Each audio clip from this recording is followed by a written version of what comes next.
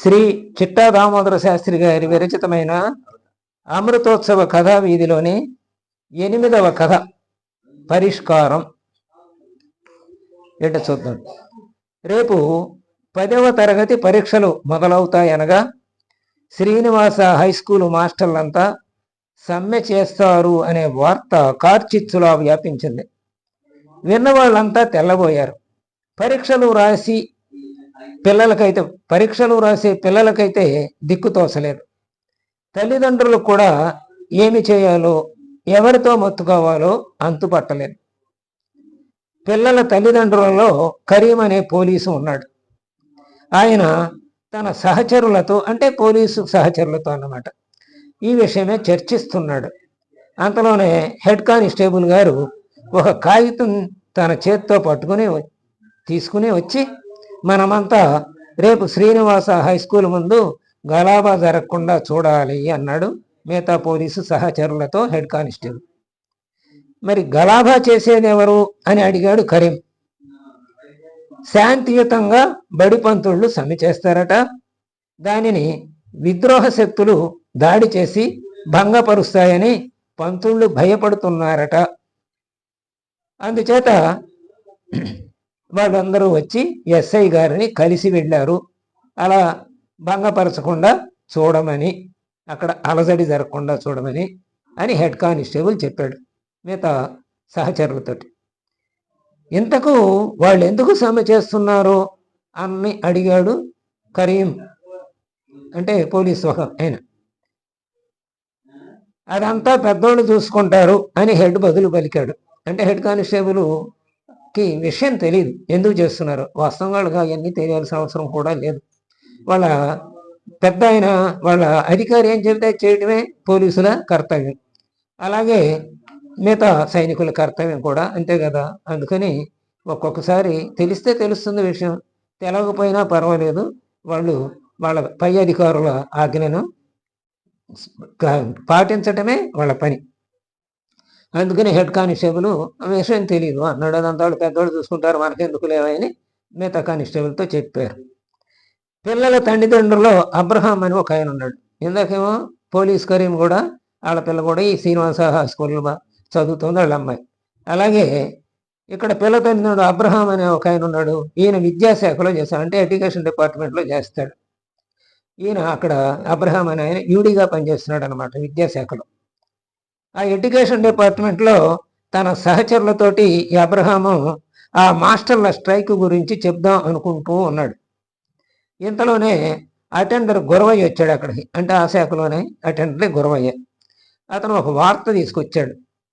Srinivasa high స్కూల్ని government వారు తీసుకోవాలంట, ఉన్న వాళ్ళకే జీతభత్యాలు ఇవ్వటానికి మన వాళ్ళు తంటాలు పడుతున్నారు అని వ్యాఖ్యానించాడు గురవయ్య.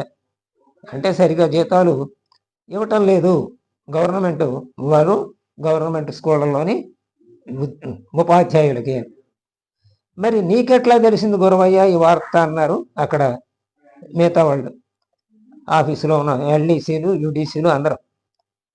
ఏమనేది, మన అయ్యగారికి కావాల్సిన వాళ్ళు ఆ స్ట్రైక్ చేసే వాళ్ళలో ఉన్నారంట. అంటే ఆ పంతులలో కొంతమంది ఈయనకి బంధువులు ఉన్నారనమాట. ఇది ఇన్స్పెక్టర్ గారికి, ఈ ఎడ్యుకేషన్ డిపార్ట్మెంట్ అధికారి గారికి. వాళ్ళ జీతాలు మన బడి పంతుల జీతాలలో సగం కంటే తక్కువ ఉంటాయట. అది నిజమే. గవర్నమెంట్ స్కూళ్ళల్లో పంతులకి జీతాలు బాగానే ఉంటాయి, మరి ప్రైవేట్ స్కూళ్ళలో పంతులకి జీతాలు తక్కువే ఉంటాయి, అందులో సందేహం ఏమీ లేదు. మరి పని అంటే ఈ ప్రైవేట్ స్కూళ్ళలో పని విపరీతంగా ఉంటుంది, ఎన్నో రెట్లు ఉంటుంది. మామూలు గవర్నమెంట్ పాఠశాలల్లోని ఉపాధ్యాయుల కంటే చాలా రెట్లు పని ఉంటుంది. ఇక పండగ పబ్బాల్లో కూడా సెలవులు ఉండవు సాధారణంగా. ఆ పిల్లల్ని చదువులతో చంపేస్తున్నారట, మాస్టర్లు చచ్చిపోతున్నారంట అని ఉపన్యసించాడు గురవయ్య అక్కడ ఉన్న సిబ్బందితోటి, ఎడ్యుకేషన్ డిపార్ట్మెంట్ సిబ్బందితోటి. మరి వాళ్ళు అన్నారు అక్కడ ఉన్నాడు, మరి పరీక్షా ఫలితాలు బాగుంటున్నాయి కదా ఈ ప్రైవేట్ స్కూళ్ళల్లో, ఇదంతా పిల్లలకు తల్లిదండ్రులకు దేశానికి మంచిదే కదా, మరి మన అయ్యగారు ఏమన్నారు అని అడిగాడు అబ్రహాం. అబ్రహాం అదే డిపార్ట్మెంట్లో పనిచేస్తున్నాడని చెప్పుకున్నాం కదా, అందుకని అడిగాడు వీళ్ళ ఆఫీసర్ ఏమన్నాడని అటెండర్ గురవయ్య. మన బళ్ళన్నీ 0 పరీక్షా ఫలితాల కోసం పోటీ పడుతుంటే వీళ్ళకు 100 మార్కులు ఫస్ట్ క్లాస్, 100కి 100 ఫస్ట్ క్లాసులు ఎలా వస్తున్నాయో చూడాలని గట్టి నిఘా వెయ్యాలనుకున్నారట ఈయన, అంటే విద్యాధికారి. మరి గవర్నమెంట్ స్కూళ్ళలో ఇదివరకు అయితే ఈ పుస్తకం రాసేటప్పటికి గవర్నమెంట్ స్కూళ్ళు చాలా అధ్వానంగానే ఉన్నాయి నిజంగానే, ఎందుకంటే అక్కడ పని పట్టించుకునే వాళ్ళు. ఇప్పుడైతే గవర్నమెంట్ స్కూళ్ళలో కూడా చాలా శ్రద్ధ తీసుకుంటున్నారు. ఇవాళ ఉపాధ్యాయులు కూడా బాగానే చెబుతున్నారు ఎక్కువగా, ఎందుకంటే ప్రైవేట్ స్కూళ్ళతో మనం పోటీ పడకపోతే, మనకి పిల్లల సంఖ్య కనుక తగ్గిపోతే మనకి ఇంకా ఉద్యోగాలు విరమణ మన డిపార్ట్మెంట్లో అవసరం ఉండము, అప్పుడు మన వేరే డిపార్ట్మెంట్కి తరలించేస్తారు అని కూడా వాళ్ళలో ఒక చైతన్యం వచ్చినట్టుగా కనపడుతోంది. అందుకని పబ్లిక్ ఈ ప్రభుత్వ పాఠశాలల్లో కూడా ఇవాళ విద్య బాగానే చెబుతున్నారు ఉపాధ్యాయులు శ్రద్ధ తీసుకుని ఇదివరకటి కంటే. కాబట్టి ఇదివరకు ఎట్లా ఉండేదంటే 0 ఫలితాల కోసం పోటీ పడేనట్టుగా ఉండే ఆ ప్రభుత్వ పాఠశాలని. మరి ఈ ప్రైవేట్ స్కూళ్ళలోనే అందరూ పాస్ అవుతుంటారు, అందరికీ ఎక్కువ మంది ఫస్ట్ క్లాసులే వస్తుంటాయి. 60 మంది ఉంటే 50 మంది ఫస్ట్ క్లాసులు వస్తే, 4 5 సెకండ్ క్లాసులు వస్తే, మళ్ళీ 4 5 థర్డ్ క్లాసులో తప్పయ్యేవాడు ఉండడు. ఈ ప్రభుత్వ పాఠశాలలో సగం మంది తప్పుతూ ఉండేవాళ్ళు ఎదురు. కాబట్టి అందుకని ఇన్స్పెక్టర్ గారు ఏమనుకున్నాడు అంటే గట్టి నిఘా పెట్టాలనుకున్నాడు పరీక్షల దగ్గర. అసలు ఇంతలో పరీక్షలే జరగనేమంటున్నారు కదా మాస్టర్లు. మరి వచ్చి అయ్యగారిని కలిశారు, వాళ్ళే అయ్యగారిని కలిశారనమాట, ఎడ్యుకేషన్ డిపార్ట్మెంట్ అయ్యగారిని. అప్పుడేమైంది, అడిగారు అంతా ఉత్కంఠతో, అరే మేము స్ట్రైక్ చేస్తున్నామండి అని ఆయన కూడా చెప్పారనమాట. ఈ అటెండర్ ఏం చెప్పాడంటే అప్పుడు సవరించి అటు ఇటు చూసి, దీని వెనక మన అయ్యగారి పెద్ద హస్తం ఉంది అన్నారు. అంటే ఈ స్ట్రైక్ వెనకాల ఎడ్యుకేషన్ డిపార్ట్మెంట్ అధికారి గారి మద్దతు ఉందన్నమాట.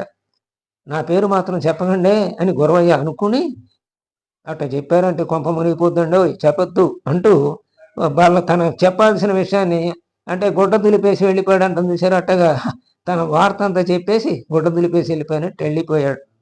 అందరికీ అక్కడ ఆశ్చర్యం వేసింది, అవాక్ అయిపోయారు అనమాట ఎడ్యుకేషన్ డిపార్ట్మెంట్లో. ఓహో, మన పెద్ద ఆయన హస్తమేనన్నమాట ఇందులో.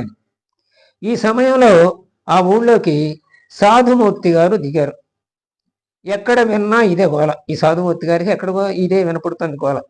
10వ తరగతి పరీక్షలు శ్రీనివాస హై స్కూల్లో జరగవట అని తల్లిదండ్రుల స్పందన చూద్దామని తనకు తెలిసిన 10 మంది తల్లిదండ్రుల దగ్గరకు వెళ్ళాడు ఈ సాధుమూర్తి గారు.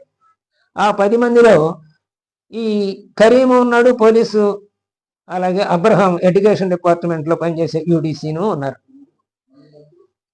వాళ్ళందరూ స్పందన విన్నాడు, ఆహా అనుకున్నాడు ఆయన, ఏ సాధుమూర్తి గారు. సాధుమూర్తి గారు తర్వాత బజార్లో నడుస్తున్నాడు.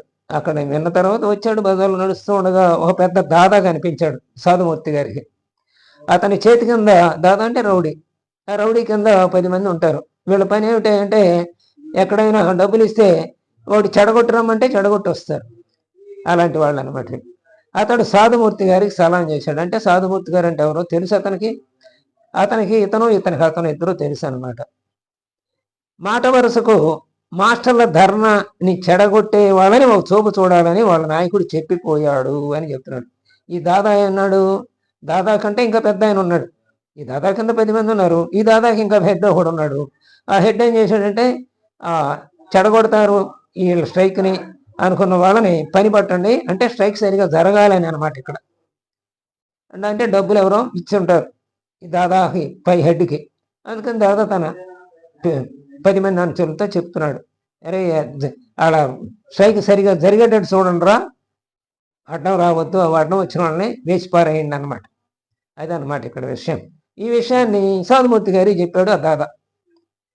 అయితే ఈయన అన్నాడు సాధుమూర్తి గారు, అయితే రేపు నిన్ను ఉదయం అక్కడే కలుస్తాను అన్నాడు. అంటే ఆ స్ట్రైక్ జరిగే చోట కలుస్తాను అన్నాడు. అంటే ఆ స్ట్రైకు మనదేనోయ్ అని చెప్పటం అన్నమాట. అప్పుడు అని తల వంచుకుపోతున్నాడు ఈ సాధుమూర్తి గారు. దాంతో దాదా దెమ్మ తిరిగింది దాదాకి. బాబు నీతో నా గొడవ ఎందుకు కానీ, నేను ఆ ఛాయలకే రాను, మీ స్ట్రైక్ని మేము చెడగొట్టము, మీ స్ట్రైక్ మీరు చేసుకోండి అన్నాడు అనమాట. అది స్ట్రైక్ చెడగొట్టే వాళ్ళని తీసేయలేను కదా వీళ్ళ ఉద్దేశం. ఇప్పుడు స్ట్రైక్ని జరిగించాలి అని అనుకుని ఆ దాదా వాళ్ళు తప్పుకున్నారు. మా వాళ్ళు కూడా ఇప్పుడే చెప్పేస్తాను, ఒకవేళ ఎవడైనా మా దాదాపు మాకు సంబంధించిన వాడు ఎవడైనా కనపడితే వాడిని పేల్చేస్తానని కూడా చెప్తానని చెప్పాడు. అంటే స్ట్రైకు సరిగానే జరుగుతుంది అన్నమాట. సరే, సాధుమూర్తి గారు నవ్వుతూ, మీరెవరూ అక్కడ కనిపించకుండా ఉండటమే మాకు అంత కొండంత సాయమయ్యని ఆ దాదాతో చెప్పాడు. సరే, వెళ్ళిపోయారు ఇద్దరు ఎవరి చోటుకి వాళ్ళు. తెల్లారింది. హై స్కూల్ గేట్ దగ్గర షామియానా వేశారు. అంటే టీచర్స్ మరి స్ట్రైక్ చేయాలి కదా. అక్కడ ఎవరూ కనిపించలేదు.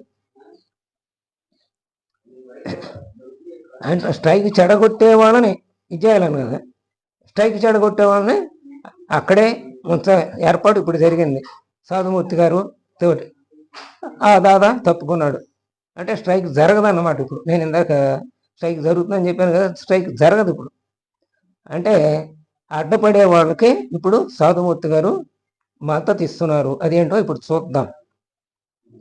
షామియానా వేశారు పంతుళ్ళు, రాత్రిపూట వేయించారు. అక్కడ అప్పుడు ఎవరు కనపడలే. అంతలో 10 మంది ఆడవాళ్ళు షామియానా పీకి పడేశారు. అంటే అక్కడ ఎవరు కనపడలేదు కదా, ఇంతలో ఆడవాళ్ళు వచ్చారు, అది పీకేశారు. అప్పుడు నిరాహార దీక్ష కూర్చునే వాళ్ళు కాఫీ హోటల్ నుంచి వచ్చారు. అంటే వాళ్ళు నిరాహార దీక్ష చేసే ముందు కాస్త కడుపు నిండా తింటే సాయంత్రం దాకా కాస్త చేయగలం కదా, సహజంగా జరిగేది అదే కదా నిరాహార దీక్షల్లో. ఇవాళ వాళ్ళందరూ ఏం చేశారంటే కొన్ని పూలదండలు కూడా తెచ్చుకున్నారు. అక్కడ షామియానా తీసేసిన గుర్తులు కనపడ్డాయి. తగాదా పడదామంటే ఎవరూ కనిపించల. పరిశీలించి చూడగా కేవలం 10 మంది మహిళలు మాత్రమే కనిపించారు అక్కడ. మాస్టర్లలో ఒకడు కీడు శంకించాడు. అరే, ఆడవాళ్లతో తగాదా పడవద్దని చెప్తూనే ఉన్నాడు ఆ మాస్టర్. ఏదో కీడు తలంచాడు కదా, అందుకని వద్దు మనం ఆడవాళ్ళతో తగాదా పెట్టుకోవద్దని అంటున్నాడు ఒక మాస్టర్. అయినా అందులో ఉంటారు కదా వాళ్ళ పంతులలో కూడా కుర్రవాళ్ళు ఉంటారు కదా. వాళ్ళు ఏం చేశారు, ఒక ఉడుకు రక్తం వాడు ఉరకలేసే ఉద్రేకంతో ఏమన్నాడంటే, దోపిడీ విధానం నశించాలి అన్నాడు. అంతే అని బిగ్గరగా అరిశాడు. దోపిడీ విధానం నశించాలని బిగ్గరగా అరిశాడు. అంతే. ఆడవాళ్ళు ఏం చేశారు, ముందుకు వచ్చేశారు. నీవు బడిలో పంతులువా, ఫ్యాక్టరీ కూలీవా? కార్మికులు కూలీ డబ్బులు రాక సమ్మె చేస్తారంటే అర్థం చేసుకోగలం. కానీ నువ్వెవరు? 10 మందికి మంచి చెప్పవలసిన వాడివి. పిల్లలు పరీక్ష రాయకుండా అడ్డుపడతావా? ఇదే సమయమా నీకు స్ట్రైక్ చేయడానికి? ఇంకా సమయం కూడా దొరకలేదా నీకు? పిల్లల భవిష్యత్తుతో ఆటలాడుకుంటారా మీరు? ఒక్క నిమిషం ఇక్కడ ఉన్నామంటే మర్యాద దక్కదని ఆడవాళ్ళందరూ హెచ్చరించారు వాళ్ళని, ఈ పంతులని. అంతలో పోలీసులు వచ్చారు. మీరు ఎవరు పిలిస్తే వచ్చారు అని పోలీసుని ఆడవాళ్ళు అడిగారు.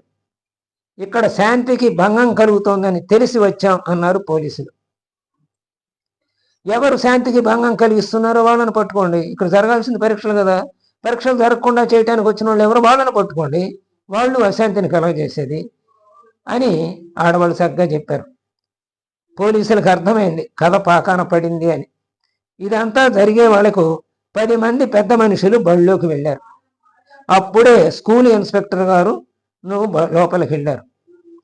ఆయన పరీక్షలు నడపవలసిన హెడ్ మాస్టర్తో అంటున్నాడు, ఇన్విజిలేటర్ లేరి, వాళ్ళు లేకుండా పరీక్షలు ఎలా నడుపుతారు అని ప్రశ్నించాడు హెడ్ మాస్టర్ని.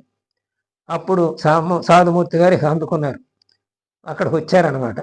ఈ ఇన్స్పెక్టర్ గారు అంటున్నారు, మీరెవరండి, పరీక్షలు జరిగే సమయంలో వచ్చారు అని అడిగారు ఇన్స్పెక్టర్ గారు సాధుమూర్తి గారిని. అప్పుడు సాధుమూర్తి గారు ఏమన్నాడంటే, నేను సంఘ సేవకుణ్ణి, పల్లె నుంచి ఢిల్లీ వరకు నాకు అక్కరలేని విషయం ఏమీ ఉండదు. అన్ని విషయాలలో సమాజానికి మేలు జరిగే అన్ని విషయాలను నేను కల్పించుకుంటాను. ఎక్కడైనా చెడు జరిగితే దాన్ని అడ్డుకోవడానికి ప్రయత్నిస్తాను. ఇక్కడ పరీక్షలు జరుగుతున్నాయా? మాస్టర్లు తమ స్ట్రైక్ నోటీస్ పంపారు కదా, వారిపైన ఏం చర్య తీసుకున్నారు మీరు అని ఇన్స్పెక్టర్ని అడిగాడు ఈయన. వారికి బదులుగా అసలు ఎవరిని నియమించారు? స్ట్రైక్ చేస్తానన్న మాస్టర్లు లేకపోతే వాళ్ళ బదులు వేరే నియమించాలి కదా, నియమించారా అక్కడ పరీక్షలు జరగటానికి అని అడుగుతూ ఇంకేమన్నారంటే, ఎన్నికల వేళ దారిపోయే వాళ్ళని అందరినీ తీసుకొచ్చి పని చేయించుకోమని చెప్తారా మీరు? అలాంటి వాళ్ళు ఎన్నికలు అసలు ఎన్నికలు జరగకపోతే ఏమవుతుంది? కొంపలు మునిగిపోతాయా? మునిగిపోవు కదా. కానీ ఇప్పుడు ఈ పరీక్షలు జరగకపోతే ఇప్పుడు వరకు శ్రమ పడినటువంటి పిల్లల భవిష్యత్తు ఏమవుతుంది? ఈ బాలబాలికల భవిష్యత్తు. ఇదిగో ఈ 10 మంది లోపలికి వెళ్ళారు కదా, ఈ 10 మంది ఇన్విజిలేటర్లు వేసుకోండి. ఈ 10 మందిని ఇన్విజిలేటర్లుగా వేసుకోండి, ఆ మాస్టర్లు రాకపోయినా పర్వాలేదు, హెడ్ మాస్టర్ గారు పరీక్షలను జరిపిస్తున్నారు అని సాధుమూర్తి గారు అంటూ, మీకేమైనా అభ్యంతరమా అని ఇన్స్పెక్టర్ని ప్రశ్నించాడు. ఇన్స్పెక్టర్ గారు ఏదో చెప్పబోయాడు, కానీ మాస్టర్ల స్ట్రైక్ వెనుక తన ప్రోత్సాహం ఉందని తల్లిదండ్రులకు కూడా తెలిసినప్పటికే. దీంతో తోడు పోలీసులను రౌడీలను రంగంలో దింపుతున్నారని తెలిసింది. ఈ విషయాలన్నిటినీ గౌరవ విద్యామంత్రి గారికి, ముఖ్యమంత్రి గారికి టెలిగ్రాములు పంపించారు. తమరు ఇక్కడే ఉండి పరీక్షలు జరిపిస్తారో, బయటకు వెళ్ళి అడ్డుపడే వాళ్లకు తోడ్పడతారో తమ ఇష్టం అన్నారు సాధుమూర్తి గారు. ఇన్స్పెక్టర్ గారికి నోట మాట రాలేదు. పరీక్ష గంటలు మోగాయి. పిల్లలంతా లోపలికి వెళ్ళారు. ఇవేమీ జరగనట్లుగానే పరీక్షలు సాఫీగా జరిగిపోయాయి.